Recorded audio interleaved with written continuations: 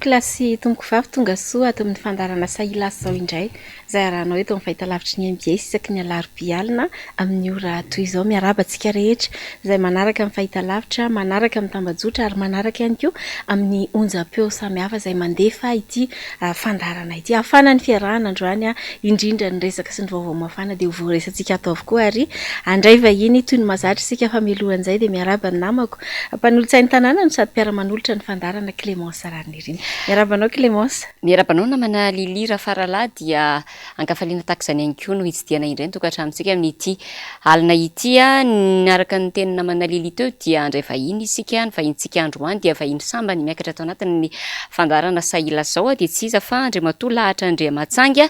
olon-tsotra izy no miakatra eto androany raisitsika izy rehefa aveo fa mialohan'izay dia andelo isika anaraka an'ity fanadihadiana voalohany ity fanadihadiana izay mitatitra ny akon'ny fitaovam-pivavahana izay no karakarain'ny fiangonana FJKM teny Atsonjombe teny Alahady lasa teo nisy moa ny resabe manodidina ny zavatra nitranga teny fa horesantsika izay rehefa aveo mialohan'izay raha tsika avetrany fanadihadiana. Nisy ireo nitehaka sy miramirana endrika nandritra ity toroteny niteraka resabe ity. Nisy ireo solon-tena-mpanjakana izay hita fa tena tsy tafatombona nandritra ny 9 minitra na areta ny toroteny. Tsy mandroso ny firenena rehefa olona andevo-karena sy andevo-pahefana ary andevo ny fitiavatena no tonga eo amin'ny fitondrana noho ny alabato hoy ny pasteur Zaka Andriamampianina tao anatin'ny toroteny nentiny nandritra ny fitaom-pivavahana ho fitondranam-bavaka ny filohan'ny FJKM teny amin'ny Coliseum Antsonjombe Omaly Alahady 12 Janoary. Toroteny izay nalaina tao amin'ny perikopa dia ny Salamo 3:30 andininy faha-efatra hatramin'ny faha 1:10. Lafo be koa ny sandan'ny alabato amin'ny toe-karena satria tsy misy fampandrosoana mety andeha eo ary misy firenena anankiray zay fantatsika rehetrarehetra fa fahadimy avy any amin'ny gisitra izy amin'ny laharana tsy mandeha ny fiainam-pirenena rehefa ny alabato no ampanjakainy. Zao no lazay ny boky ny obolana faha-30 zavatra telo na efatra tsy mampandroso ny tany ary ny anankiray amin'izany dia ny hoe raha ny andevo ny tonga mpanjaka. Io tsisy resaka firazana an'izany dia damaseva nga andevo sa andrina tsisy zany ary raha samy zanak'Andriamanitra tsika Andriamanitra nga andevo sa andrina fa ny andevo karena ny andevo pahefana ny andevo ny fitiavatena raha ireny ny tonga mpanjaka tsy tafavoaka isika fa ny olona ty fahamarinana takan'Andriamanitra ny olona ty rariny takan'Andriamanitra no lazay ny mpanao salama ary tenenany hoe sambatra ny firenena izay manana ny Jehovah Andriamaniny satria olona ty fahamarinana sy ty rariny no mitondra. Minainainy sika raha enona ny fen'ny olona izay entitsika inona mba makany amin'ny volaninay fa androany ianao manontany olona maro fa tsy manambolany koa ny olona na nisy nangalatra ny volaniny na namidy le volaniny ka inona tsony ny hoaniny. Zany ny zavatra vokatra ateraky ny hoe tsy manjaka ny fahamarinana sy ny tsirariny. No voaboasan'ny pasteur Zaka Andriamampianina koa ny andininy ao amin'io Salamo 3:30 io izay milaza fa mitahiry ny rano lalina ao amin'ny trano fitehirizana izy. Ohatra kaiky mikasika ny fiainam-pirenena no alainy tamin'ny toroteny. Tombo ny samponina miaritra ny ranomamy. Mitombo ny isan'ny industria izay mampiasa rano betsaka. Mitombo ny fompiana sy ny fambolena izay mila rano betsaka. Ary izany rehetra zany no mitarika antsika eritreritra amin'izao ory tenenantsika izao. Inona zany zao biby ho tokony ompiana? Fa misy biby mandany rano ndeha aka biby anankiray tsy fantatritsika eto Madagasikara ary eritreretina hiditra eto.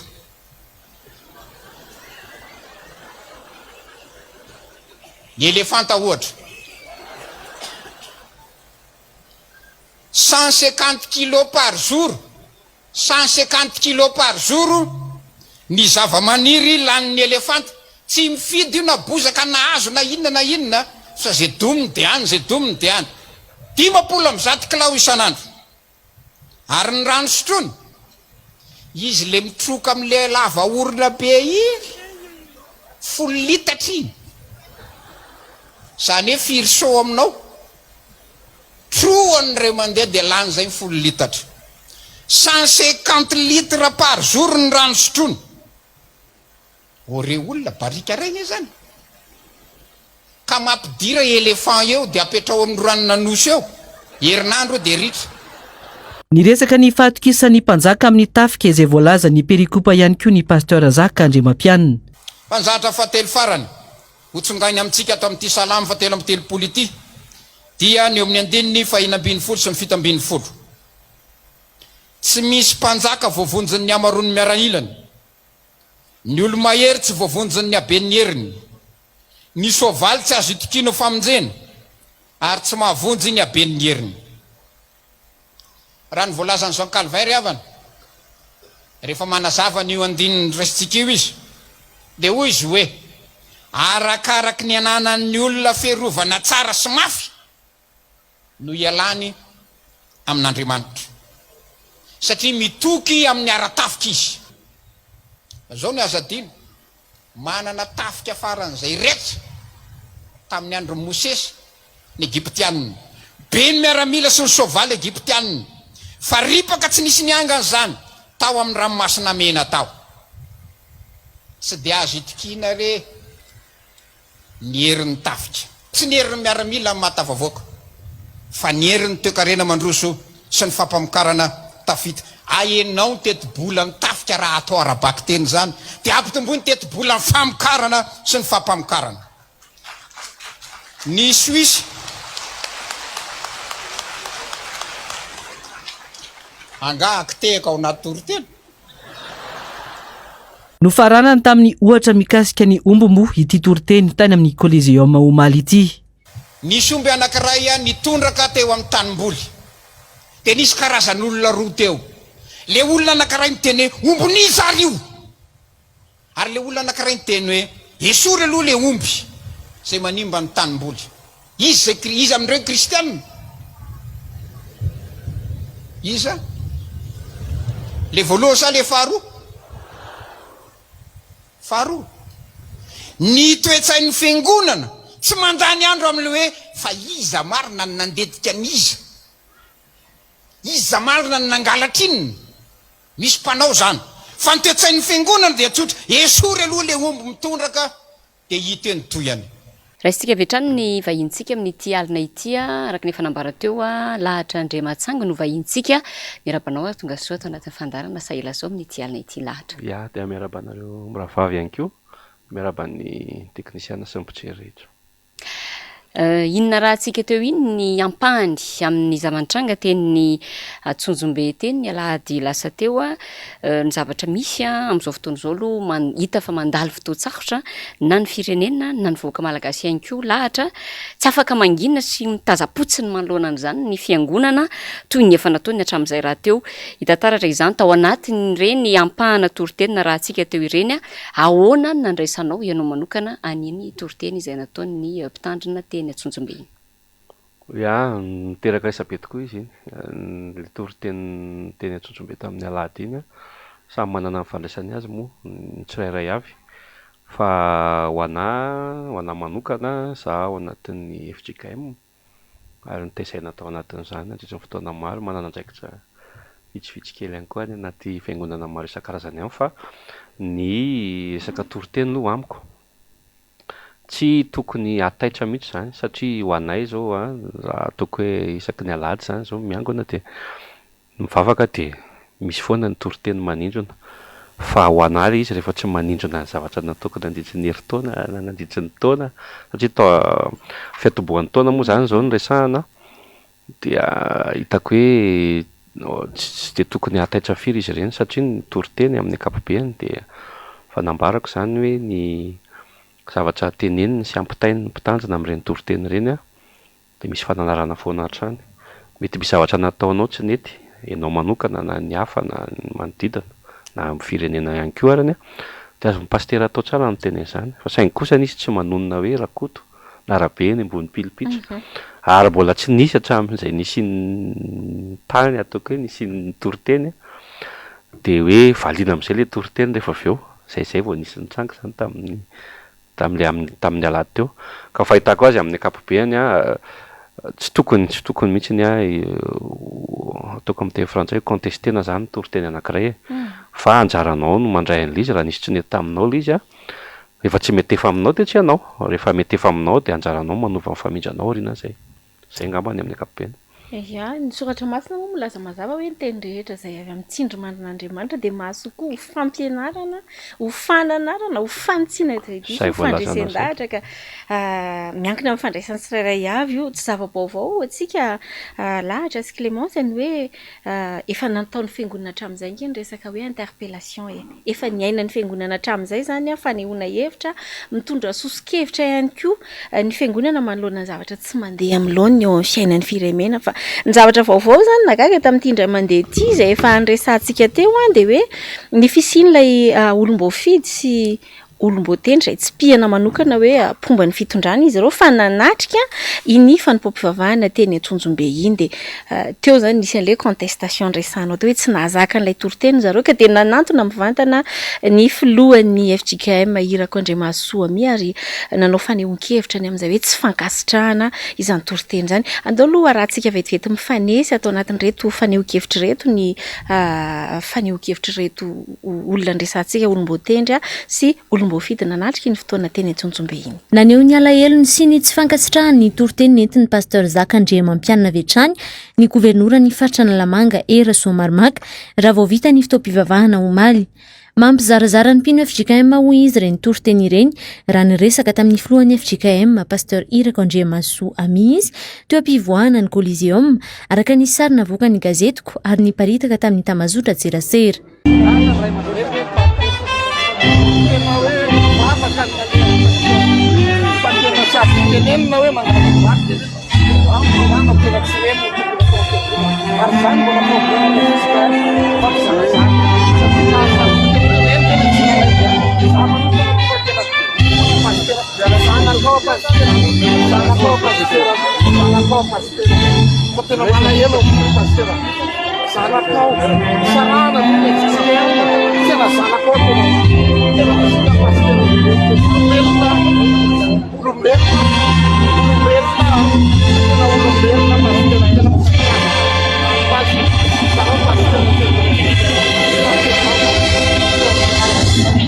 Nanamafy ny governoran'ny faritra Analamanga androany fa tsy ampiova azy amin'ny mahampino FJKM azy ireny zavanitranga ireny. Tsy tokony hiverina intsony nefa ireny niseho teny Antsonjombe ireny satria tsy fanaovana politika ny fiangonana hoy Era Soamarmaka. Amin'ny FJKM na amin'ny dekona na koa tsy afaka ny famely ny FJKM anatin'izy fa kosa tsy tokony hiverina intsony ny zavatra ohatran'ireny rehefa toroteny fampianarana de toroteny fampianarana fa tsy tokony ampidirina resaka politika na fiandanina le izy de zay mba angatahana amin'ny toeram-pivavahana rehetrarehetra tsy ny fiangonana tsy natao ampizarazara fa ny fiangonana de natao hitambarany zanak'Andriamanitra ny fiangonana de atao andraisana haim-panahy zay afaka miteny zavatra tsy mety fa ny fahitany rehetra azy ny akamaroan'ny olona dia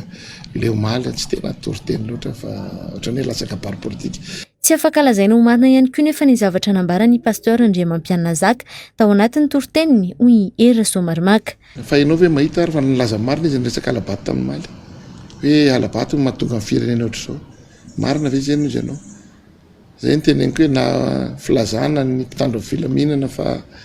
27/35 nefa ilaina ihany reo mpitandro filaminana zay ny teneniko hoe ny fandianana am-piangonana ve zany dia anafitoen'olona ina mahafiangonana azy raha izany tokoa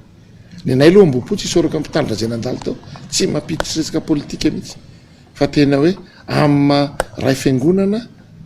de ao ny fampitaiza ambapamakafakaa de le izy ohatra ny andro mihitsy pastoriny satria raha hitatsika nitahaky an'tehaka atao moa zay nijeriny saky de président Kavalomanana filoha teo aloha izy tahaky an'tehaka ka zavatra fanomaniny iny satria solotena amin'ny président Kavalomanana fijerinay azy aloha sao de izy andray no ambadiky tsisy ambadiky iny fa asomeny ny zavatra ataony nisy mihitsy fanadidina nataonay ary zay moa tsy hanonanarana satria tsy mitovy finoana izay fa tsy fanarahana ono atseto fa mbola moka amin'ny fomba ofisialy izay satria zay de nanao fanadidina satria izay raha tonga tany nanatrika fiangonana tany de nasaina de mifanajana za ny resaka joro any tsy atrehako fa na pentekotista na katolika na iza manasa de tonga hiafidy ary manasa reny tonga ako fa famadiana ihany tsy tonga satria tsy mety amin'ny fiangonako ka rehefa tonga tao izay de niekitreritra fa tokoteny fampiavanana tokotenin'Andriamanitra tena nytany alena nasanay zay le pasteur hoe izay hoe mifanarahanareo atao hevitry pasteur araiky nosy ka maro tamin'ny mpikambana ny TGV zay mpivavaka ao amin'ny FJKM no nalahelo taony tafitohana ka ilazanay manao hoe miantso ny FJKM izay mba hibebaka io pasteur io zay tsy tena hialatsiny aminay na hialatsiny ampiagno vavaka fa izay mamela ny elokony tahaka namelana izay meloka taminay fa mba tsy hiverina ntsony ny tokoteny politika ohatry reny fa raha tianao kabaky politika izy a de efa misy bokina avoaka ity rehefa mitokoteny pasteur de tsy FJKM marery nanatrika teo tompoko fa nisy olona hafa finoana samy hafa any-mpanjakana nasaina ka rehefa mitokoteny izy any amin'ny mpinony any amin'ny ondriny de teneno zay teneniny fa tsy izy ny amelesona any-mpanjakana toina nalahelo ireo fomba ny fitondrana zay no fanehoan-kevitra norenesitsika teo a tsy mbola nisy hatramin'ny nisy ny Madagasikara angamba zany hoe resaka toriteny no anaovana resabe tahaka reny toriteny zay marihana tsara fa tsy nisy fanononana anaran'olona na vondron'olona na antokon'olona manokana tao anatiny zany ndeha raisitsika tsirairay reny fanehoan-kevitra izay nambarany ireny fomba ny fitondrana ireny anaovantsika resatra itariantsika ny resadresaka miaraka amin'ny vahintsika amin'ny dialina ity a lahatra Andriamatsangy ny gouvernoura amin'ny faritra Analamanga teo hoe mampizarazara ny mpino FJKM ao izy a iny toriteny izay nisy teny Antsonjombe iny a ahoana ny fahitanao an'izay ny fahitako azy aloha zay le samy manana fandraisany azy mbola vao herinandro moa zany tsy ampy herinandro kay zany tsy zao no nisy iny zay zava-nitranga zay mbola voalazanao teo zay tsy mbola nisy tao anatin'ny fotoana ela tsy mbola afaka namarina izany sika fa ny tsara marihana fotsiny ho an'ny tsy malala aloha ny perikopa zay novakina sy nanaovana ny tondrana ny toriteny tamin'ny alahady iny efa herintaona melo de vomana daholo fa tsy hoe ny sabotsy ariva zay vao hoe zao no etintsika eo zao no etintsika eo ka tsy marina zany aloha ny filazana ny fahitako azy hoe voahomany ny rahan'ny rakoto ny rahan'ny rabe sy ny hoe tsy ny fanarahany rehetra sy ny isan-karazany fa ny lazanany hoe mampisara-bazana sy ny hoe mampisaraka hatreto aloha mbola fohy ny fotoana de tsy afahantsika milazan'izay fa ny tantara no ilazan'izay fa ny fahalalako azy a tsy ho tanteraka akory zany hoe fisarahana eo anivon'ny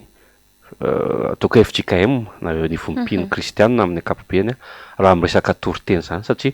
raha isaky misy toriteny zany ny sara-bazana foana de misaraka foana zany satria de misy olona tsy hoe misy olona fa misy foana ataoko hoe tsindrona sy filazana ny zavatra marina satria ny na ny didy folo raha misy zavatra betabe tsy azo atao de nefa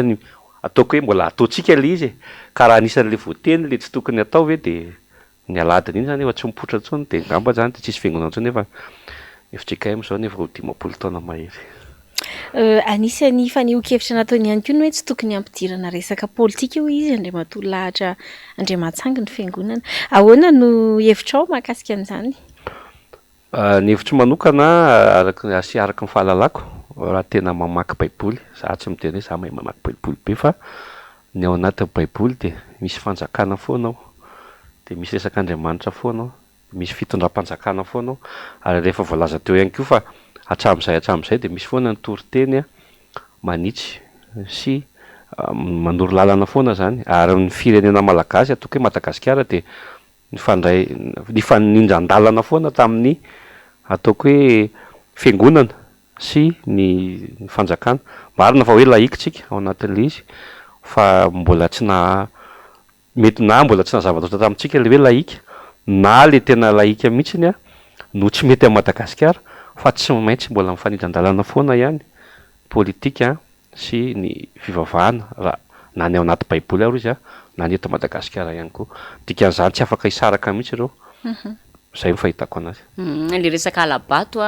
ihany koa le resaka mahakasika ny tafika moa zany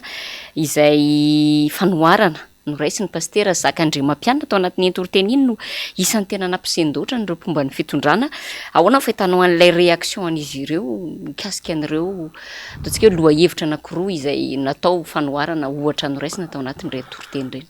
Loharevitra anankiroa kosa aloha marina le voalaza ataoko hoe tsapako hoe nanino zareo nitezitra tamin'ilay izy. Ny antony tsinona zay ny zava-misy amin'izao fotoana izao ary zava-nisy hatramin'izay. Teto Madagasikara akory tsy voazay koa hoe nisy hoe alabato, tsy voazay koa no nisy fifandonana kely teo amin'ny mpanao politika sy ny tafika amin'ny sy ny vahoaka ihany koa. Ny tantarantsika hitantsika avant 91 ny 2002 2009 mifandona foana ireo ary anisan'ny ataoko hoe zay no tsy iainantsika indray zany amin'ity taona 2023 ity zay efa misy miteny hoe ho mafimafy ihany koa izy ity ka anankiroa izy ireo ho andalo fifidianantsika de mba tsy isian'ny alabato ny fahalalako azy ny fahitako azy sy ny fandraisako azy no natonga ny ataoko hoe mpitondra fivavahana na i pastera namelively an'le izy tsy midika izay ny hoe tamin'ny 2018 io na tamin'ny 2013 io na tamin'ny 2009 io mety tamin'ny 2002 io fa tsy tokony asen-doatra zany zany zavatra zany de amin'ny resaka tafika indray teny zao ny monsieur le gouverneur teo hoe misy fahamarinany ary ve le izy de ny any fanontaniako anankiray indray koa hoe de misy fahamarinany tokoa ara ve diso ara ve ny filazana fa Suisse tsy manana tafika de manino ny Suisse de diso ve zany zay zavatra zay zany le samy manana ny fandraisany azy fa raha zay resaka sujet anankiroa zay zany hitako hoe samy manana fandraisany azy satria efa mazava ho azy teny monsieur le gouverneur tamin'ny pastera Yami ihany koa iny hoe efa misaratsaraka petsika zao de aleo ve tsisy isaraka de ozy hoe zay fotoana zay tokony efa ioarana amin'izay zany fa zay aloha zava-misy de iarahantsika miaina le satria tsy resaka momba ny tafikatsika zao miaro ny vahoaka sy ny fananany tokoa amin'ny ankapobeny fa tena rehefa jerenao ve zay le andraikitra raisana ao anatin'le izy de eo tsika mahita an'le izy hoe samy manana ny fahamarinana zany amin'ny andanjy ny ankilany fa anisan'ny sujet mafana iny anankiroa iny. Zay moa no anisan'ny resahany teo hoe tsy tokony hanome lesona ny mpitondra fanjakana ny fiangonana. Anisan'ny tena nampiaka-peo ihany koa tamin'ny fanadihadinana rahantsika teo Andriamatoa lahatra ny solombavambahoaka avy etsy amin'ny boriboritany fahadimy na Ivora Olodinina izay efa nambara moa izy zany tamin'izany fotoana zany efa nomanina araka ny teninao teo hoe nomanina efatry ny ela hamelezana ny fitondrana hoy izy nitory-teny nataon'ny pasteur Zaka Andriamampianina teny Antsonjombe iny ary de noteneniny mihitsy moa zany tao anatin'ny fanionkeviny hoe ny filoha Marc Ravalomanana no tao ambadiky ireny zavatra ireny ny filoha Marc Ravalomanana izay tena matetika voaresaka ity solombavambahoaka ity foana ary ampifandraisiny foana amina resaka fikorontanana efa hitantsika zany ohatra tamin'ny resaka korontana teo anivon'ny fiangonana Jesosy mamonjy te anontany ianao hoe ahoana no fandraisanao sy fahitanao an'izay fanionkevitry ny solombavambahoaka na Ivora Olodinina izay. Iny moa zany aloha efa tsy mahagaga ao anatin'le fanionkevitra izy raha araka ny voalazanareo teo hoe miresaka momba Marc Ravalomanana de efa mahita zavatra ambara foana izy fa ny any teniko fotsiny tsy lava be ao anatin'le izy araka le teny teo hoe ny fahamarinana fotsiny aloha ivoaka fahamarinana ina moa le izy fa ny tiako atongavana de ny hoe tsaratsara amin'ny deputera Olodinina zany mamoaka an'le sary hoe Marc Ravalomanana no nitehaka voalohany tamin'le fotoana nisy izay tokony hoe tehaka izay rehefa mamoaka an'izay sary zay izy ny mazava amin'ny rehetra zany hoe inona le izy marina sa tsy mitombona le izy fa eto aloha samy maneho ny heviny ny rehetra fa raha ny hoe tsy fitiavana ny filoha teo aloha Marc Ravalomanana efa tsy de mahagaga loatra foana intsony zany fa eo tsika moa zany tantara ahita ny toy eo ny foana.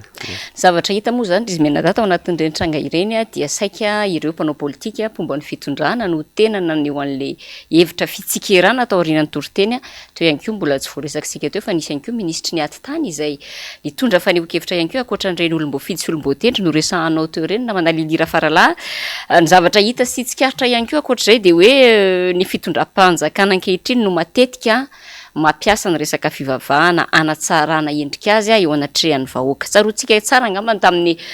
taona 2024 ny antsa-piderana izay nataon'ny mpanakanto Rija Rasolondraibe izay nivadika ho fanindraindrana sy fitsofan-drano ny filoham-pirenena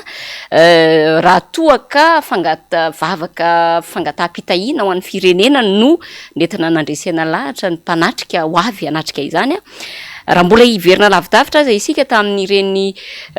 crise 2024 ireny a dia fantatritsika tsara fa tantara mipetraka ny hoe ny mpiandry aneno nalefa nitarika ny hetsika fangalana ministera tamin'izany fotoana izany 2024 izay nampalaza ihany koa ny hira anankiray izay mbola nataony ity fitondrana ity ho hira filamatra raha zay na azo ilazana azy moa nandritra ny taona maro dia le hoe hira hoe iny lalana iny a ka ankehitriny raha miteny zany ireo mpomba ny fitondranany amin'ny hoe aza ampifangaroana amin'ny resaka politika ny fivavahana dia tsara kosa angambany mba mandiny tena ihany a mialohan'ny anaovana fanehoan-kevitra tahaka ireny a na manalilira farala. Ya, avelantsika kely eo aloha ny teny Antsonjombe sy ny Toriteny efa betsaka koa ny resantsika mahakasika an'izay fa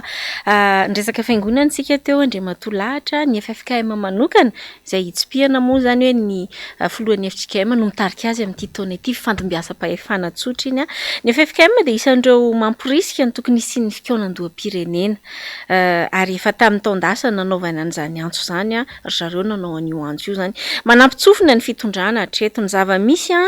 ankehitriny dia maro no tokony noho ny tsy fisitrahana vola avy amin'ny fanjakana ny asa tokony ataon'ny fanjakana toy ny lalana ianao mpisehatra ao anatin'izany raha teo a miantona noho ny tsy fisiany vola ary dia mitarika fitokonana ny mpitatitra ny entana ilaina andavanandro miakatra saika isam-bolana efa 1000 ariary ny kapoakany vary a ny syndika izay vahinay miravavy teto tamin'ny farany raha moa dia hoe tsy mitsahatra manao fitakiana satria manamafisofina ny fanjakana raha ny fantatra hatreto dia mihevitra hanao remaniement ny fitondrana Andriamatolahatra izany tokoa ve ho anao no lalana tokony hoe izorana hamoahana ny firenena amin'izao crise lava reny zao. Ya, za zany aloha mahita raha zany remaniement zany a fahitako an'izany tsy hitondra vahaolana zany. Ny antony ilazako an'izany antsika reny raha manova gouvernement efatra 5 volana manolo staff izao fitondrana zao 7 volana raha tsy teo koa 9 volana staff ny sisany dia hifarana ny fitaom-piasany ka na hanova ekipa eo ara na hanova ataoko hoe prime ministre eo arany tsy malagasy tsy tokony anatena zavatra be amin'izany intsony fa mpandehanan-draharaha ny zavatra azo atao zao zany hoe izay misy aloha no atao mandrapatonga fifidianana misy filazana hoe tsy manam-bola anaovana fifidianana nisy isan-karazany effet d'annonce daholo zany fa rehefa hanao fifidianana dia afaka manao fifidianana foana. Ny antony ilazako an'izany tsy inona hoe tsy hisy vokany intsony zany remaniement zany enoeno moa zany hoe mety amin'ny herinandro efa tatoato ny fotoana maromaro zay fa mbola tsy teraka koa le izy hatramin'izao fa raha ohatra ianao ka mba tsy ilazako hoe tany amin'ny 5 sy 4 arivo tao anaty tetezameta 5 taona tsy mbola nahita vahaolana nisy fitondrana hafa teo tao anelanelan'izay mbola tsy nahita vahaolana ekipa ray daholo ihany moa izany resahako izany ary nanomboka tamin'ny 20 sy 2 arivo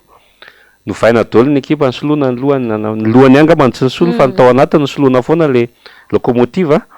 fa mbola tsy nahita ihany efa taona araka lazaiko teo 9 bolana sy tapany sisa satria tokony ametra-pialana izy zany 2 volana aloha amin'ny fifidianana tsy tokony anatena ninina intsony isika amin'izay fotoana izay fa aleo mijery ny ataoko hoe ny aoriana indray aloha mila dinihana fa raha ny anjareo efa vita ny fahitako anazy fampanantenana sy ny zavatra eritreretana ho atao izay tsy tanteraka daholo moa amin'ny akabeazana. Ianao moa eto lahatra Andriamatsangy vahinay amin'ny maha-olon-tsotra anao fa misy kasikety ray ihany koa entinao dia amin'ny maha-ingénieur BDP anao te hametraka fanontaniana satria ndresahana manalilira farala teo ireo olana izay mitranga indrindrina amin'izao fotoana izao isan'izany olona zany resaka lalana izay mitarika fitokonany ireo mpitatitra amin'ny fiarabe amin'izao fotoana izao na hanome fehim-potoana izy ireo 5 andro amin'ny fitondram-panjakana amahana ny olana hoe farafaratsiny aloha mba atao terrassement ilay lalana ny fitondram-panjakana milaza fa hoe misy olana rabolaka any amin'ny 12 febroary ihany vao ho atomboka ny lalana ny fanontaniana apetraka hoe réaliste ve le hoe 12 febroary zany hoe tena ho tanteraka tokoa ve izay fanombohan'ny asa amin'ny 12 febroary zay raha ny tombatombanao faharoa manarakarak'izay tsy ny lalam-pirenena faharoa ihany izay misy ny fitokonana amin'izao fotoana izao ny simba fa marobe ihany koa ny lalana mampimenimena ny RN4 ny RN6 ny RN13 ny RN10 marobe ho tratranyity fitondranyity avokoa ve ny fanamboarana an'izay satria na ny fiatrehana ny andavanandro ary amin'izao fotoan'izao hita fa sahirana ny fitondrana. De isika rehetra ihany mamaly an'le izy tratran'le fitondrana ve nanangana an'le téléphérique le nampanantenana tany amin'ny taona 20 vita ve le flyover, vita ve le lalana le tiako resahana hoe le fanamboaran-dalana ohatra raha tsy teny azy ohatrany hoe Tomasina full point efa nilesahako teo ampanantenany efa ela zany apahany fotsiny le autoroute eo Tamatavy le miala eo am-poro mivoaka etsy amin'ny RN2 efa vita ve 10 kilometatra le izy de efa vita ve le izy tsika miara-mahita ty fanjakany ty ve efa navita tetezana ataoko hoe miotra 100 metatra raha resaka pavé aloha misy maromaro fa tsy mbola tao anatin'ny fampiresahana ihany koa. Diko atongavana amin'izany zany de resaka momba n'ity lalam-pirenena ity zay mandeha amin'ny lalam-pirenena faharoa mino fa mandeha amin'iny daholo de efa matsapa fa izy io fomba fiteny moa sady izany teny an'izay na amin'ny 2030 na amin'ny 2040 na amin'ny 2050 tsy ho vita mihitsy le lalana ary ho potika foana le lalana raha toka tsy nanao entretien nandritra n'izay fotoana maro zay 13 taona io fanjakana io teo ary nanao entretien ny RN2 izy ny RN2 nge 4 kilometatra 300 mahery kely ny RN2 zay fa ny route nationale eto amintsika ny RN44 ataoko hoe nisa zany de avany amin'ny 44 mbola mihoatra zany tsy misy ny fanamboarana atsika eto Madagasikara aloha raha mbola misy manana statistika an'izay de ny hoe vitsy de vitsy ny lalana vaovao zay namboaritsika teto Madagasikara nefa ny zavatra tokony ataontsika de ny entretien satria matoa le lalana simba tanteraka raha ohatra hoe miresaka ny lalam-pirenena faharoa tsika de ny tsy fanamboarana tsy namboarina tiako teny hoe tsy ny inona filazan'izany moa zany tsy n'entreteniavana le izy tsy nisy fanamboarana mihitsy hoe raha vao vaky kely ny lavaketsy de tokony totofana na tokony fa teo izy na tsika eto Antananarivo raha zao mahita an'izany lavaketsy anany etsy de eo mandritry ny 4 volana tsisy mikitika de mingeza de tsy ho vita tsony ka raha itenareo hoe mahatomboka amin'ny 15 février io moa samy manana ny 15 février ihany koa mety février 2024 koa zany fa tsy ho ny fahavitany lalam-pirenena zay ho amboarina tsy ny RN2 rery no resahany tao misy maromaro izy de mifandraika ihany koa amin'ile hoe mbola maro be ireo orinasa zay tsy nahazo vola tamin'ny fanamboaran-dalana tany aloha tany ka tsy manana zotom-po izy anao an'le izy ary zay le adhésion zay ilaina koa satria ny olona nge tsy voatery vola foana fa raha manana tena hoe anamboatra lalana ny olona raha azony olona atao hoe mitondra vato-kely ray de totofana ny lavaka raisany ataoko hoe 20 cm de ataon'ny olona zay fa le olona koa tsy misy adhésion anatin'le izy dikan'izay raha ho vita ny lalam-pirenena fahatelo amby folo de mino fa ho vita daholo ny entretien an'izay lalana rehetra misy eto Madagasikara ataoko hoe mikodana ohatrany nandehanantsika tany amin'ny ataoko hoe 10 taona 10 taona lasa zay tsy ampitofitsika amin'ny zava-misy amin'izao fotoana zao mihitsy route nationale rehetra ny resaka eto be deaibe moa ny faneho-kevitra miresaka an'izany ianareo mianadaty ohatry ny tsaroko tampoka ny faneho-kevitra nozarain'ny namana Doris Rakoto Samuel ao amin'ny pejiny ao anisany mizara foana izy ny hoe afatry malama sy ny sisa ary voaresaka tao mihitsy ny filazan'izy ireo hoe tsy mandeha any amin'ny tokony ho izy ilay vola ao amin'ny fond d'entretien routier na ny fer ozy izy zay mety antony mahatonga n'izao rehetrarehetra tsy misy fer atsony azy de eo moa tsika samy mahita fa ny zava-misy de lasa ohatry ny ataon'olona sangisangy zarintenany aza hatramin'ireny toriteny ireny neso de ilaina ihany le fonda hitrokany rano amin'ny lalana sy ny sisa hevitry ny olona iny de lalovantsika fotsiny fa andao hiverina atao amin'ny adihevitrytsika lahatra Andriamatsangy mitarika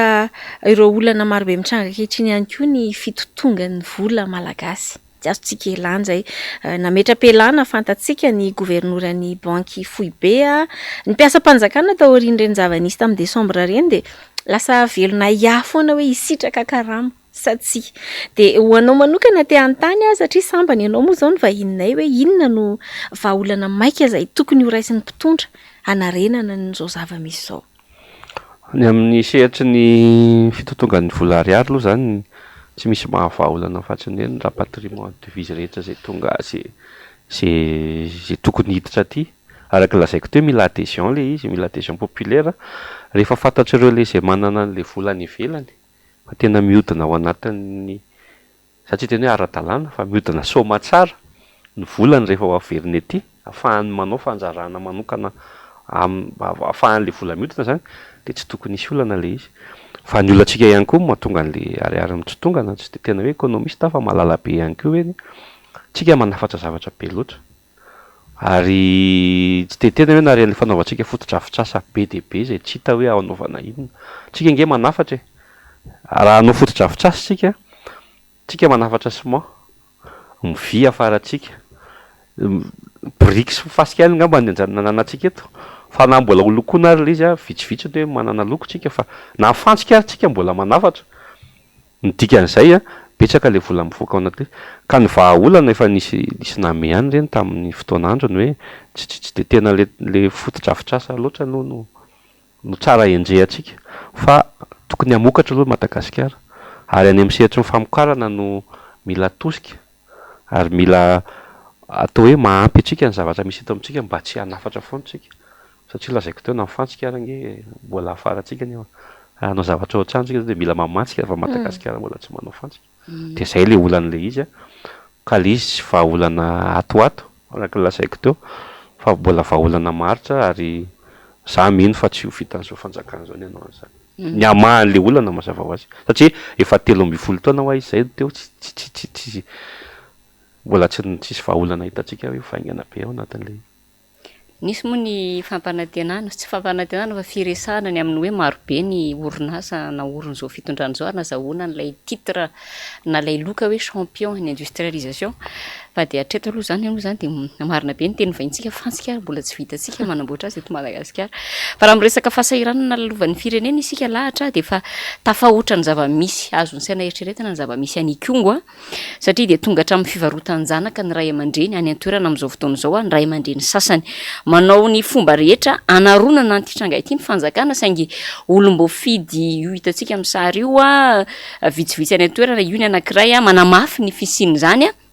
inona ny faneho-kevitra azonao entina momba ity tranga misy any Kongo ety lahatra Andriamanitsangy ka iny moa zany za vahoaka eto Antananarivo izy solombavam-bahoaka any amin'le toerana izy ngamba ny tsara toerana indrindra ary matoy izy miteny an'izay zavatra hitan'izay zavatra tsapany rehefa nyresahany koa ary moa fa mandalo any amin'ny vadiny mihitsy ny olona manao an'izay le ataoko hoe firarahana zay de ngamba ny ahako tsy de manana valiteny be loatra amin'izay satria araka ny teneniko teo izy tena anisan'ny malala be kokoa an'izay fa matoy izy miteny an'izany dia mino fa misy le izy fa anjarany tsirairay moa zany ny hoe anao fanadihadiana sy ny rehetrarehetra fa za mahita tsy fanadihadiana aloha ny tokony atao fa famahana an'le olana de tokony miaravahana le olana miaraka amin'ny député Brunel ohatra de tonga de vahana eo ny eo le izy ohatran'le amin'le toriteny any le toriteny zay niteneniny teo fa zay zavatra tokony ataonao ny ataonao tsara fa toriteny mandeha foana reny tsy mbola misy toriteny hoe andao valiana le izy de ohatran'iny any izy ve moa any député de hiteny zavatra tsy misy izy fa matoy izy miteny an'izay de misy zany le izy ary le tranga hoe tonga amin'le fivarotana ka zany tranga ataoko hoe normal satria efa miamanitra loatra tsika zahako zao mahita na isika raha mahita mivarotra rehetra eto Antananarivo no resahako mivarotra daholo ny olona rehetra eny Analakely amin'ny toerana rehetra misy ny toerana hoe tsy tokony varotana varotan'ny olona io fanamareko za zao amin'izay maika ohatra mahita fivarotana akanjo zay maika za moa inona tokony nafataratsika sa maika hividy akanjo ny olona tsy haiko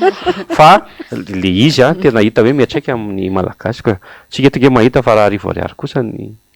kapoaka mafimafy zany ny olona zay miasa ao anatin'ny sehatra tsirairay avy mahita an'izany sy mahatsapa an'izany hoe raha olona firy zany kapoaka ray de firy ny olona mihinana an'le izy nefa ny firy miditra amin'le fianakaviana ka raha mitady ny hevitra rehetra ny olona amin'ny atao hoe amelomana vady aman-janaka zay le olana mahatonga an'le izy tonga amin'ireny zavatra mampalahelo de mampalahelo tokoa ireny zavatra hoy ianao teo hoe ny député Brunel ny tsara toerana indrindra amaly an'ilay fanontaniana satria izy any an-toerana de alors ianao antaniko fanontaniana eto misy atsika satria eto Antananarivo ianao ponina Antananarivo ianao zay mirahavavy moa fantatrao tsara fa akoatry ny mampanolotra ny fandaharana de mpanolotsain'ny tanàna izay mirahavavy be de be nzatra resahan'ny olona momba ny commune Antananarivo renivohitra santonany fotsiny ohatra hoe ny ao be ny resaka fako tamin'iny décembre iny zao ny resaka lalana simba etseroa sy ny sisa ny cyclone ty hiditra etsy andaniny ny nanao fanehonkevitra tamin'ny tambazotra ihany koa teo ny hoe tao tsy de hitahita sy tsy heny firy ny be ny tanàna ohatry ny te antany ianao hoe inona no azonao ambara mahakasika ny tanàna Antananarivo sy ny fitantanana amin'izao vandalovanao eto zao dia mba anontaniana an'izay. Manana ambara betapetsika amin'izany tsika araka voalaza teo eto miaina zavatra anankiroa ihany aloha zany ny zavatra hitako ao anatin'le izy a dia zay zavatra atao hoe zay zavatra nampanetana sy noresahana aloha zany raha eto Antananarivo renivohitra tsy tamin'izay zavatra hitantsika firy taona tsika zao efa taona ihany koa tsika zao aorianan'ny fitondran'ny ngaben'ny tanàna. Ny zavatra misongadina be aloha zao ny hitako eto Antananarivo renivohitra dia trano be ao anosy tsisy ninina ao anatiny zay aloha hitako misongadina asa vita reny. Ny faharoa zaridaina maro be eto Antananarivo misongadina reny maro be amin'ireny tsy azo idirana ao anatiny misongadina koa zany fa ny tena misongadina dia ny fako sy ny lalana. Fahitako azy zany a ireo zavatra anankiroa ireo no anisany nataon'ny vahoaka Antananarivo a tsy namerenana ny be ny tanàna teo aloha ny eny Ravalomanana satria hoe tsy maharoaka fako tsy mikarakara lalana satria rehefa mila miaraka amin'ny fitondrana ihany a dia zay nama amin'ny fitondrana ny afaka manamboatra lalana fa tsika izao mijery fa lalana nge tsisy mandeha. Nisy fotoana namoaka tamin'ny Pasika hoe ito lavaka ito raha hita amin'ny be ny tanàna dia mahafinaritra be raha hitany ity fa lavaka be nge zany tsy hita mpiara-miasa amin'ny be ny tanàna zany aiza misy an'izany fa na lalana simba rehetra eto Antananarivo misy lalapotaka hitantsika amin'ny Facebook zany lalapotaka ohatrany eny be fotaka izy ny naman'izay miditra eo ianao dia ohatrany mandalo any be fotaka ianao dia voaka ny fetona eto Antananarivo renivohitra mbola anatin'ny boriboritany tsy fizaran'ny boriboritany sy ny periferia koa fa tena ato anatiny zany hoe mahita zany ny fampandehanan-jara eto Antananarivo aloha dia tsy mandeha amin'izay loany. Misy araka lazaiko teo ny zava-bita zay tsy any amin'ny laharam-pahamehana zay ny lazana azy satria ny teneniko teo hoe misy trano be ao anosy eo amin'ny parkina Sena fa inona le izy zao manao inona le izy misy trano be tamin'izy vao tonga teny Beoririka tena mipopoaka be ny zao aiza zany zao le izy fampanantenana tena mialatsiny hoe amin'ity zato ny WC isa taona ho atao toeram-pivoahana tsy misy an'izany. Tiako atongavana zany aleo isika rehetra ihany koa mandinika tsara ao anatin'le izy fa misy zavatra tahaka ireny satria lasa isika ataoko hoe tsika imponina no lasa menimenina fotsiny rehefa avy eo fa le izy tokony any am-piandohana dia efa hita hoe ohatr'izao ny fandaminana azy nefa mo zay le zava-misy dia atrehatrika le izy fa amin'ny ankapobeny aloha raha Antananarivo renivohitra tsy mbola mahita zavatra hoe misongadina tena entina hoe anamariana hoe miasa zao fitondrana zao ianao no miteny hoe etsena eny izy tato ato dia fantatrao hoe rehefa inona ny periodana vakansa dia rehefa inona no mangingina dia rehefa inona fandehanana ianao mahalala azy tsara. Fitaopiasany zao Clément Sarariny irina manomboka eto koa isika dia ndetsika hiresaka lavalava mikasika ny fitsidiana fitsidiam-paritra izay notanterahany Filora Valomanana tany amin'ny tapany atsimo nosy iny hiresaka ihany koa isika ny vaovao politika sy manodidina izany tany amin'ny faritany Toliary tokoa ny Filora Valomanana ny herinandro lasa teo ny zavatra hita ny sary maneho izany dia tena hoe rakotra vahoaka ny lalana sy ireo toerana rehetra izay nolalovany isy ireo mpiaradia taminy moa zany atao anatin'izany ihany koa ireo solombavam-bahoaka maromaro izay nanaradia azy tamin'izany tsy nahasakana ireo vahoaka marobe ireo mpitandro ny filaminana izay hita ihany tany anaty sary saingy vitsy anisa raha mihoatra n'ireo vahoaka izay niara-dalana tamin'ny Filora Valomanana. Inona ho anao manokana lahatra Andriamatsangy ny afatra izay tiany ny vahoaka ny Toliary ampitaina amin'ny alalan'ireny fiaraha-mientana andeha ataontsika hoe mafonja tahaka ireny. Toliara tsy mororo zay fahitako azy raha nalazalaza tokoa satria nanao hetsika tany ihany Filora Valomanana nisy fotoana ireo taona lasa amin'izay voasakasakana sy ny zavatra maro isan-karazany no nitranga tany Toliary ary raha te hanao hevitra ny olona tamin'izany mbola tsy hanao hevitra inona kory fa mba te hanao fihetsem-pony satria roa taona taoriana ny fitondran'ny président Andry Rajoelina le izy dia nandalo zany Marc Ravalomanana nanao le fihetsiketsehana isan-karazany atao ireny dia anisan'ny nisy lacrymogène mipoaka tany nisy tsy haiko na isy ifandraisana tsy ifandraisany fahafatesana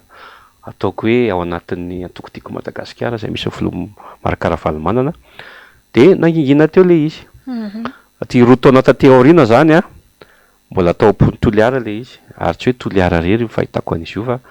rehefa nijery ny hetsika natao tany Dekoko Mazanga Tamatavy reny de efa fotoana zany zao ahafahany anehoan'ny olona amin'izay ny ao am-pony. Ao ny ataoko hoe fahadisom-panantenana satria mety nanantena zavatra maro be zareo ankehitriny efa tsy any amin'izay intsony le izy efa maro raha moa ny député no miteny hoe inona ny zavatra député resako na sy olo mavambahoaka fina moa zany zavatra nisy teto Toliara ohatra raha Toliara no raisitsika tsy mbola nisy ninina hoe vita tamin'ireo zavatra nampanantenana rehetra tany akoatran'ny hoe zavatra teneniko foana hoe tsy priorité fa tsy maintsy ataon'zareo fotsiny amin'ny marché ny lehibe indrindra ao anatin'le izy dia zay no hitako hoe natonga ny vahoaka ny Toliara nampiseho an'le izy fotoana ihany koa nefa zao koa ao amin'ny atokotiako Madagasikara zay anehoana amin'izay hoe misy ny fisininy atoko Madagasikara ary miasa sy velona soamatsara satria efa aty amin'ny faraparany mandany zay mpitondra eo ihany koa moa zany no ahafahana mihetsika satria taloha de ny hoe anakirotana anonga-panjakana fa raha enim-bolana farany aty arintsika tsisy resaka fanonganam-panjakana treo fa fiatrehana fifidianana dika zay pré-campagne sy ny rehetrarehetra ny hevitro zany reny no atao hoe fanehoan'ny Toliara ny ataoko hoe tsy fahafaliany na tsy fahafampony amin'izao fitondrana izao satria tsy mahalala an'izany fa Marc-Ravalomanana symbole amin'ny fanoherana eto Madagasikara ary filohan'ny RMD moa mazava ho azy dia reny zany midika fa efa tsy efa taitra Toliara rehefa hanaraka daholo amin'izay Madagasikara ary efa ho tonga ny fifidianana manaraka eo. Toliara tsy miroro ianao teo. Zay tsy atoritory izy fa de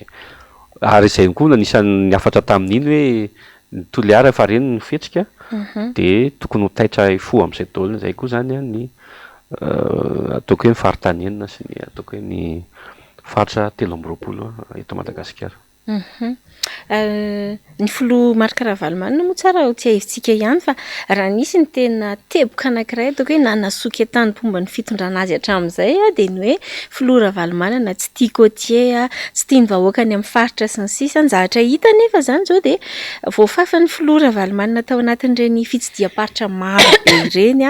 izany ataontsika hoe laingana fafy izany raha jerena azy de tao Toliara aty ange hitantsika hoe tena sambany tao anatin'ny 4 taona no nahafahany fanoherana manao hetsika malalaka tsy misy fanelingelenina satria araka nambaran'ny vahintsika teo de efa nisy anie hetsika natao tany fa nanapoaka ny bomba mandatsa-dranomaso tamin'izany fotoana raha nanao ireo dynamisation tany an-toerana ny antokotiako Madagasikara efa voalazanao teo fa ao ambadiky reny ianao de efa hoe ny fo Toliara tsy matoritsony izy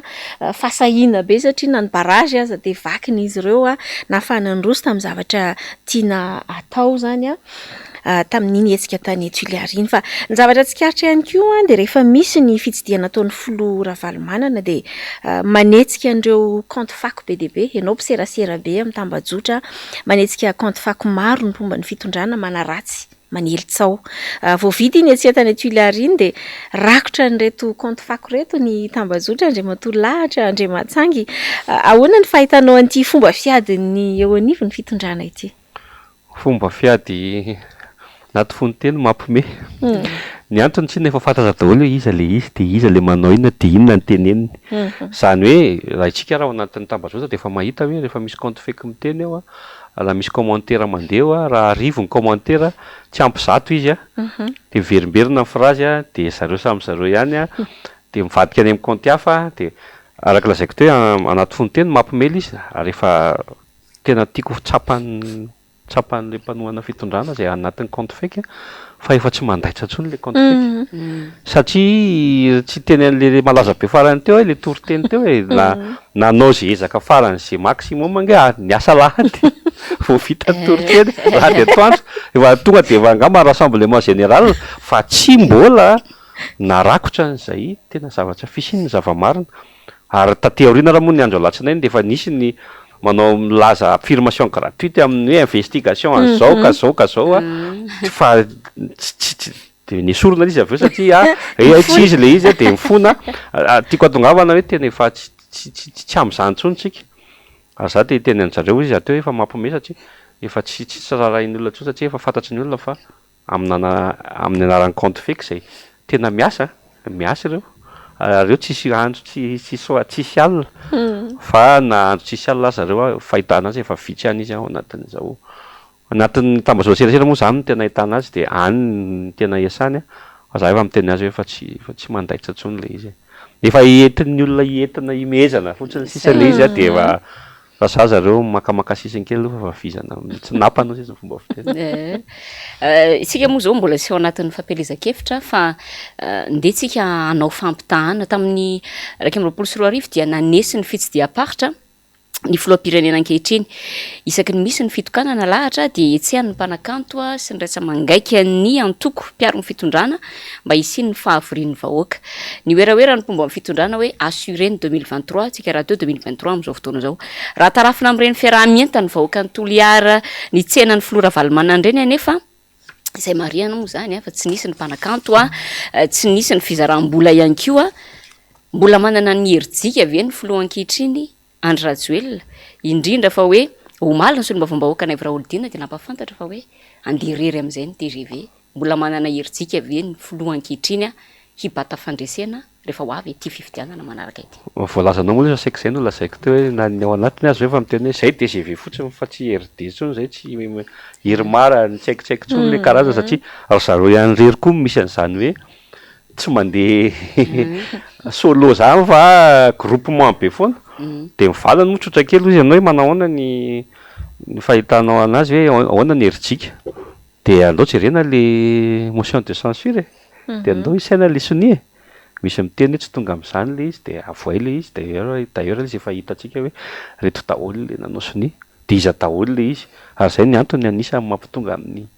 ataoko hoe ny tena ferivao anatin'ny TGV miteny hoe zay isaraka amin'izay fa efa ianona sy ianona efa tsy namana intsony ary tena vabetabe ny tsy namana intsony satria araka le hita tanatin'ny motion de censure eny nge fa amin'ny fanjakana nge raha teny hoe ny atenimera ny tena anisany mitazona azy eo zany hoe zay mipasy eo na empêchement na censure motion de censure tsy tokony hipasy eo raha ohatra ka tena mbola bloky ray zareo fa tsy bloky ray intsony izy nge de raha miteny ianao hoe heritsika eo tsika mahita anazy manana enim-bolana sy tapany tsika hitana amin'ny fihetsiky ny tsirairay avy zay potentiel candidat zay mieritseritra ny latsaka rehetra fotoana zao andinihana azy fa za mbola afaka miteny foana ary za foana ny verimberiko rehefa misy ady-hevitra tahaka izao teny hoe ny filoha Marc Ravalomanana nanomboka tany amin'ny ataoko hoe 2002 nefa teo manjakitsika androany 2009 izy mety nidina kely le ataoko hoe mpanohana fa entre 2009 hatramin'izao mbola intact ny olona manohana Marc Ravalomanana tsy mbola misy mipitika atao misy mipitika ao fa tiako tenenany hoe zay lasa malahelo za tsy teny hoe manenina fa mieritreritra hoe tena mbola tsy misy fa tsy izy indray ihany aloha de miverina hitantsika nge zany tany amin'ny 2013 olona hafa ny natolotra teo mbola numéro 2 tsika tamin'ny fifidianana deuxième place izy teny any mihitsy nrotsaka taminy any mbola izy ny deuxième place ary ny 2023 ny resahantsika zany amin'izao fotoana zao dia mbola ao anatin'izay herin'izay tokoa izy ary mbola tsy miena le izy ary fa tsika raha mahita hoe mitombo le izy ka ao anatin'izay fotoana zay raha miteny anao hoe heritsika manana enim-bola antsika zany hijerevana an'izay fa ny amin'ny situation amin'izao aloha sarotsarotra ho anazy satria araka ny teneniko motion de censure ary de fahitana zany satria ilay olona zay miteny ara fa TGV pur sang ao anatin'ny fitondrana no anatin'ny signataire an'le izy ataoko hoe miaraka aty amin'ny mpanohatra fantaina mipetraka ihany zany rehefa tena raikitra azy ve zany raikitra fifidianana ny resahako voty anatin'ny atenimera maro isan-karazany ihany sy fanangana tanana sy ny tsaiko manahoana tokoa ny heritsika an'izay zavatra zay zay ngamba mety antony nanapahana-dralana izy teny amin'ny teny ampitenatena mba tsy ho tonga amin'izay le izy efa miresaka fifidianana ihany sika lahatra Andriamatsangy hatreto aloha zany dia rafitra SENI sy HCC ambaran'ny maro hoe ny tanila amin'ny fitondrana no fantatra fa misy andray an-tanana fikarakarana n'ity fifidianana ity maro vokatra zany miaya hoe alabato vo resaka be ny alabato tany amin'ny toroteny dia veryntsika eto hoe miaya alabato ny olona te an-tany hoe enao anatin'ny vahoaka olon-tsotra mbola hanaiky an'izany ve ny vahoaka zao indray dia malaza ny vaovao zany fa hoe ampandraisina anjara amin'ny fifidianana ireo malagasy monina sy miasa any ivelany. Inona ny zavatra mety hitranga raha toa ka miziriziry amin'io rafitra izay efa mampiteraka ia be dehibe an'ny olo io ny fanjakana. Ny rafitra moa rafitra foana ihany iny zay koa ny ambarako foana rehefa miresaka io resaka anankiray io amin'ny resaka fifidianana ny fahitako azy hevitra manokana ilay izy dia io ihany ny eto dia mampisika alohantsika aleotsika mandeha misoratra anarana daholo ahafahantsika mandeha mifidy zany nanao an'ilay safidy izay tena tiantsika ho atao amin'ny fifidianana fa indraindray ihany koa ilay izy ao anatin'ny fifanarahana io fifidianana io fahitako azy mahatonga na miteny an'izany dia misy marobe ireo parametra isan-karazany miresaka ianao alabato miresaka ianao hoe seni miresaka ianao hoe ny ACC atadidinareo nge tamin'ny ACC zany tany amin'ny taona 2024 tokony eo am-botay izy ny miasa lasa any Amatasoa izy ny miasa fa nasakana inona sy nanao inona moa zany tiako atongavana zany rafitra daholo foana ihany reo fa misy zavatra tranga misy zavatra miseho ary misy zavatra fifandaminana satria miteny hoe fifandaminana fa fampilalana misy zavatra mandeha foana zany ao anatin'ilay izy ka tsara ho fantatsika ihany zay fa sy tena hitoko fantatra loatra ny amin'ny hoe latsabato 100 isan-jato ilay izy fa amin'ny ankapobeny nefa ny mamaritra azy dia ny zay le hoe safidy zany hoe le apetsahan'le olona mifidy zay moa tonga naminy teny an'le hoe aleotsika misoratra anarana ihany ao anatin'ilay izy ary andray anjara amin'ny fifidianana fa raha ohatra raha vitsikely mandeha mifidy zay fantatsika fa vitsikely mandeha mifidy ny filoham-pirenena raha mita amin'ny isam-poniny eto Madagasikara dia zay le mahatonga na hoe fanarahana satria nareo le tsy nandeha mifidy ireo ne tsy fantatrao inona ny tena tiany inona ny tena tiany atongavana dia nefany ao anatin'izay zavatra iny no ahitana taratra an'ilay izy ka hoy izy hoe rafitra fotsiny ihany ireo misy filazana hoe tsy manam-bola hifidy ny diaspora any ivelany mbola rafitra daholo zany inona daholo ny hoe ahoana ny fomba ahafahan'ny olona anankiray mifidy firenena iza ny afaka mifidy ny ariva afaka mifidy ary malagasy azo tontolo izao koa mbola misy ny entre ny clan sy ny isan-karazany mbola fandaminana be zany izy fa amin'ny ankapobeny ny afatsy fotsiny dia alohany dia le fifidianana hitantsika eo le fandehany rehefa avy eo. Amafisitsika na manalilira faralany fandetanana izay nataon'ny vahintsika mikasika an'ilay resaka hoe fandehanana misoratra anarana anaty lisam-pifidianana satria marina tokoa fa rehefa tsy mifidy isika dia lasa ny olon-kafa no manapaka amin'ny toerantsika amin'izao fotoana izao nalavain'ny seni ohatra amin'ny 1 janoary ny fahafahana misoratra anaty lisam-pifidianana ka dia entanina isika andeha anantona ny reny eny amin'ny fokotany moa zany misy moa ny agent recenseur afaka mandeha ihany tonga dia tokantranontsika mandray ny anarantsika tsirairay izay feno taona fa ny tsara ihany koa tsy miandry an'izay fa rehefa tsy tonga ny agent recenseur dia tsara isika mandeha misoratra anarana eny anivon'ny fokotany ka rehefa manao ny fisoratana anarana dia misy an'ilay sosy ahitana ny dika mitovy ny taratasy izay nosy ny afintsika zany omena antsika izay manao ny fisoratana anarana ho fanamarinana fa tena voasoratra marina ao anaty lisam-pifidianana isika tsirairay ka ilaitsika ny manao an'izay fanentanana izay ary ataoko angamba na manalilira farala fa tsy ahadiso antsika ny fanamafisana an'izany ao anatin'ny fandaharana mandra-pahatonga n'izay hoe fepitoana farany hikatona n'izay fepitoana farany hikatona ny fisoratana anaran'izay mba olo-pirenena mandray andraikitra tokoa isika tsirairay avy. Iverina ao anatin'ny fandaharana isika ndeha resantsika amin'ny faneho-kevitra izay nentin'ny ministra ny fiarovam-pirenena lahatra nilaza izy teo loloha teo alohan'ny faran'ny taona teo hoe vonina tanteraka ny iaro ny filoham-pirenena ankehitriny ny tafika ahoana no nandraisanao an'izay faneho-kevitra izay? Zay aloha zany dia anisan'ny ao anatin'ny asan'ny mpitandron'ny filaminana fa tsy adino ihany koa ny miaro ny vahoaka sy ny fananany tsy haiko ireo raha mitovy laharana na iza ny ambony na iza ny ambany fa mbola mpifandraisako amin'ilay toriteny ihany le izy ary ny ho anay kristianina ny zavatra voasoratra anatin'ny baiboly efa nisy hatrizay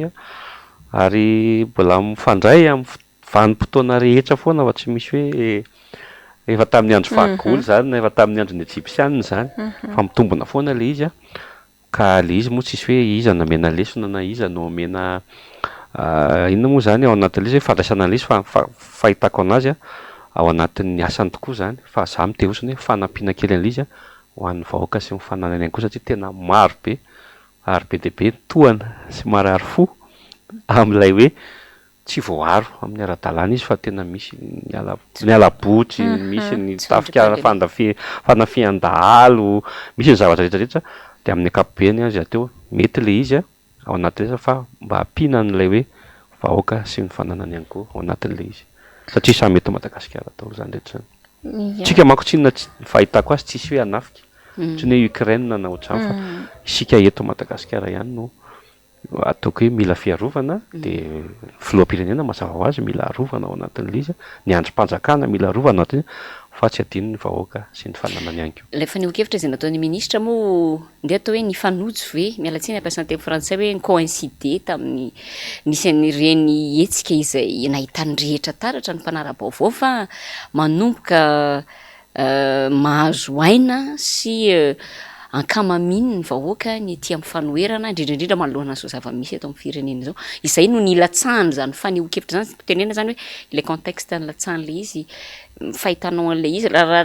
raisina amin'ny teny tsotra dia hoe te hiteny le ministra hoe mihetsikehtse eo fa zahay aloha dia ity ihany ity olo ity ihany fantatra fa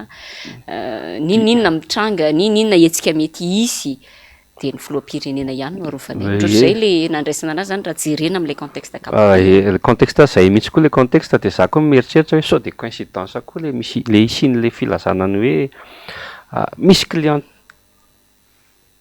ao anatin'le izy ary misy intimidation dia mety mifandray daholo ihany zany fa eo tsika mahita anazy. Marina zany. Misy mpanaraka ny fandarana anankiray ny Fatry Thomasiny iny izay tena nitaraina hoe mba ampitao kely eo Lili fa tena mijaly zahay ozy izy miresaka mantsy ianao fiarovana ny vahoaka sy ny fananany dia mijaly zahay ozy izy fa tena tafahoatra loatra ny fanakanana ataon'ny mpitandro ny filaminana amin'iny lalam-pirenena faharoa iny tena le resaka fanorana sy ny sisa hoy hoe eo ve le fiarovana ny vahoaka sy ny fananany raha nijery tamin'ny tambazotra ianareo fiara-pitatitra mpizahatany toa ohatry nefa nisy nitorabato aza dia aiza ho aiza tokoa le fiarovana ao anatin'izany ka iombonako be le hevitra ny amin'ny hoe eny asany tokoa ny miaro ny filoham-pirenena fa etsy an-daniny dia tena hoe mpiaro ny vahoaka sy ny fananany ihany koa ianareo ka ny lentan'izay ny tsara jerena satria ny vahoaka ny tena patron voalohany ho an'ny mpitandro ny filaminana raha ny zava-misy. Ivadika fanontaniana hafa kely andre matolahatra mamaraparana raha teo hoe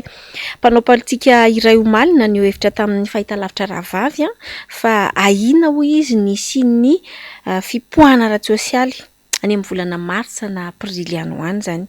Nyresantsika teo aloha teo fa mandalo krizy ny firenena amin'izao fotoana izao raha misy ny krizy tahaka izao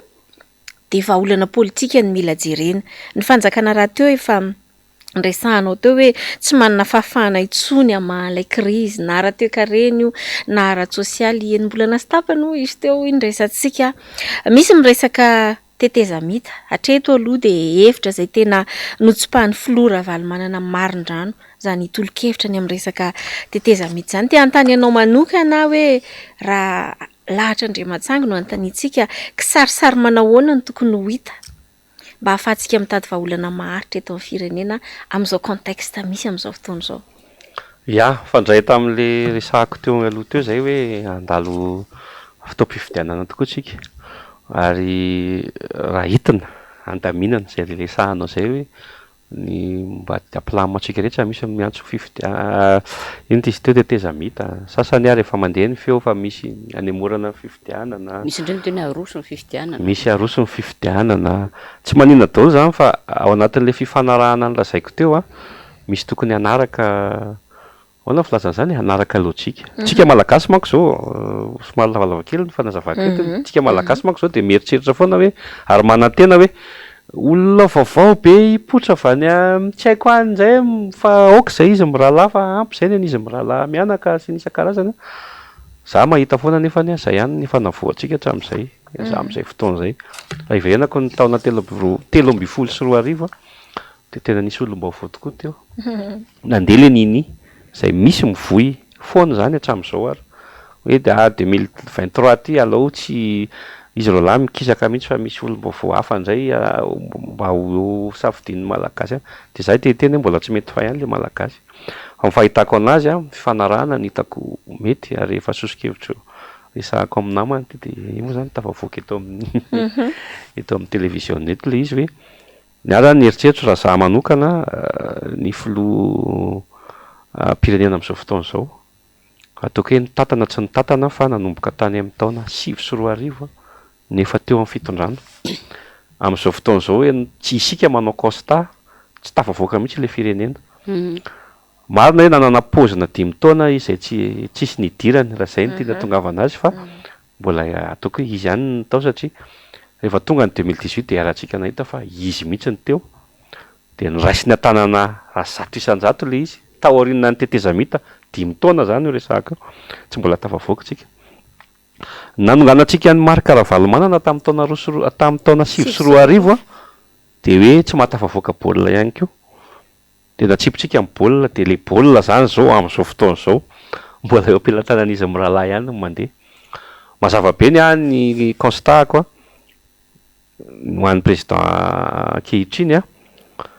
efa 13 taona izy zany no soi-disant tondra teo marika Ravalomanana tao anatin'izay fotoana izay tsy teto Madagasikara exilé ary nisy fotoana amin'izay tao anatin'izany teto Madagasikara izy tsy nanao ninina izy le sahako tsy nanao ninina tsy nanakotana tsy nitarika olona nidina an-dalambe tsy nanonga-panjakana tsy niketrika zavatra fa niandry fifidianana tonga zany ty fifidianana amin'ny 13 ny teniko dia hoe aleo izy mianaka izy mirala mianaka ifandamina ao anatin'ny fifidianana izay resahako izay zany hoe eo ny atao hoe dernière ligne droite ahafahan'ny malagasy rehetra manapaka tokoa hoe iza tokoa ny tena naomby ary iza ny tena tsy naomby nanenina ve malagasy nametraka olona vaovao sa tsy nanenina ary mbola tiany toizana ve ny 13 taona efa lasa ao ampiana 5 taona manaraka inzay eo zany le safidy hitranga amin'ity ny filazana hoe misy olona vaovao asoloan'izy mirahalahy dia tsy noko tanteraka ary tsy hisy mihitsy zany raha anatin'ny enim-bolana sy tapany isika vao eritreritra olona hanova Madagasikara zany mila olona efa manana traikefa mitondra anazy na amin'ny sehatra iraisam-pirenena na ny eto toerana afaka mifandray amin'ny ataoko hoe ny any ivelany rehetra tsy hakanavaka io ary afaka ihany koa miresaka amin'ny malagasy ato anatiny lazaiko teo le hoe mila adhésion populaire tsika satria raha itentsika aloavy netra aloavy ny anina tsisy mandoetra dia tsy voaroaka mifako etoa dia satria le olona tsy mahita nge hoe makaiza le zavatra ataony dikan'izany izy tsy manana adhésion amin'ny zavatra ataonao fa mila olona manana adhésion zany afaka hoe tena vonona tokoa ty anao an'le zavatra hito le mpitondra eto ary io hita tsara treo fa tsy voatery any amin'ny filoham-pirenena fa na any amin'ny be ny tanàna reo na any amin'ny fikambanana maro isan-karazany izay misy atsika any amin'ny fianakaviana ohatra raha misy olona tena hoe hitanao amitarika tsara dia mazoto ianao mandoa cotisation mandray anjara amin'ny fetifety isan fa rehefa tsy manao le fitarika dia ianao tsy hanao anazy koa ka fahitako anazy sarisary daholo zany satria raha ohatra manomboka mesarotra ny sosialy dia zay le hoe mivadika any amin'ny crise politika le izy dia eo le mahatonga an'le hoe aloha le izy fampiresahana tsara tsy maninona mihitsy ny izay manohana ny Anjarajoelina président Anjarajoelina rehetra dia ao ambadikany izay manohana ny marika Ravalomanana rehetra dia ozy ny any États-Unis Trump sy Biden dia reo rehefa vita eo ny anazy ny fifidianana iza ny lany ohatry ny tany amin'ny Lula sy Bolsonaro dia mazava le izy hoe zao dia arahany rehetra amin'izay ary zay tena hiteraka fitoniana satria aorianan'izay tena efa matsapa daholo ny rehetra hoe zay tokoa le izy ary zay tokoa ny tena tokony andehana Madagasikara ao anatin'le izy ary osy le fifidianana dia tsy ampanao izy mirahalahy mianaka izan'izay le anao an'izay fa raha tena hoe fifandaminana zay lazaiko teo hoe fifidianana dia mifangaro fifandaminana ihany koa anatin'le izy fifandaminana politika dia hitako hoe zay kokoa ny lojika ahafahana manao an'izy ka zay resy amin'izy mianaka zany no afaka manohy an'izay zavatra rehefa kasitrahana be deaibe ianao Andriamatoa Lahatra Andriamantsanga isambany mono ny vahiny vehiverinay fa tsy ho farany iakaranao ato anaty fandarana sahila zao na izanaty zany misy fanaonay foana ihany eto adin'iray mahery kely sika izay niaraka teto fa amin'ny famaranana ny fandaharana mety misy ahatra tianao ambara fa tsy voapetraka ito anaty fanontaniana na misy izay tianao amintinana ny voaresaka rehetra teo dia omena ray minitra vetivety alohan'ny anakatonantsika ny fandaharana ny afatra aloha ngambany izy dia tena hoe mpametraka afatra araka ny teninao mety mbola iveriny eto ihany amin'ny fotoana mamety azy fa ny zavatra tiako tenenina fotsiny ihany dia tsy tokony ananatsika rehetra fanantenana intsony ho an'izao fitondrana izao izay aloha tena mazava satria izy ateo hoe raha efa taona mandany filoham-pirenena anankiray 5 taona plutôt 5 taona dia nampanantena zavatra be tabe izy ka raha ao anatin'ny enim-bolana sy tapany mbola ilaza amintsika indray ampanantenany izao na izao na izao hovitainy ity na ity na ity tsy mino ntsony any fisiany izany ary za moa anisan'ny ataoko hoe entre guillemets malaza hoe rehefa misy fototsafitsasa-geza be ataon'izao fitondrana zao dia mitsangana foana satria ny antony mitsangana amin'ny teny an'izy hoe tsy vitanareo io ary tsy possible io fa aleo tsy ampanantenana zavatra tsy misy ny olona fa za teto mbola tsy niteny hoe fototsafitsasa azo tanterahana ka nitoeriko fomba resahako an'ilay toerana zany hoe contesteko ilay izy hoe mbola milamila fanasavana tsy resakisika zao ohatrany hoe autoroute zany zao dia hoe 20 kilometatra no vita amin'ity taona 3 sy 4 ity aoko tsika tsy ho ambaka an'izany ntsony fa impossible zany zavatra zany satria zavatra tsy ho tanteraka zany ao anatin'ny fotoana fohy ny afatro zany dia mifandray amin'ilay teo foana ihany tao-pifidianana ty taona 3 sy 4 ity voalohany adiditsika aloha zany dia mandeha misoratra anarana mandeha mifidy ao anatin'ilay fifidianana tsika dia afaka mifidy ary rehefa tonga ilay fotoana fifidianana satria teny hoe naroviana fa rehefa ho tonga ho azy zay zavatra zay dia anao ny safidy tena ao am-ponao sy tena hitanao ary zavatra nitsapainao tanana nandritra zay fotoana lavo zay zany ho antsika moa zany ao anatin'ny sehatra nareo tsy na ao anatin'ny sehatra ny politika dia mahalala hoe mba mahita daholo inona nataon'iza inona nataon'iza fa mba tsy hanao an'le any amin'ny resaka hoe misy olom-baovao tonga isan-karazany fa ny olom-baovao ma olom-baovao zay mbola apetraka ny zavatra tsy fantany dia anisany hoe zay zany ny afatra ataoko hoe mahaiza mifidy amin'ny ty tao-pifidianana 3 sy 4 ity isika malagasy rehetra mankasitraka anao feno dia felo ny faneho-kevitra izay nentinao tato anatin'ny fandarana saila zao tamin'ity alina ity lahatra Andriamatsangy mampatsevina amintsika moa fa dia olon-tsotra izy no nivahiny tato amin'ny fandarana eo anko moa amin'ny teknisianina azy satria ty enjeniera BDB ny tenany mankasitraka BDB anao ary antenaiko fa antenainay fa tsy ho ela dia iverina ato anaty fandarana indray ianao tsy ilana mihitsy zany sahy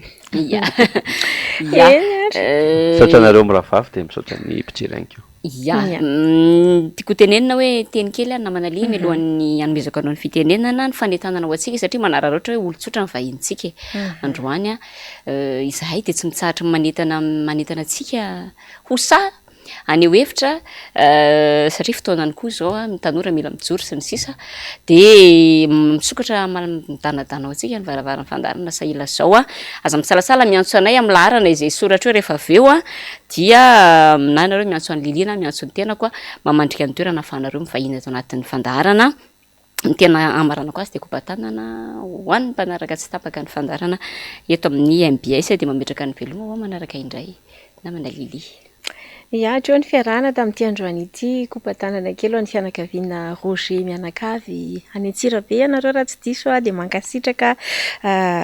mirary soa ny mpanaraka ny fandarana rehetra ihany koa izay miravavy manome fotoana anareo amin'ny heriny any toy izao indray.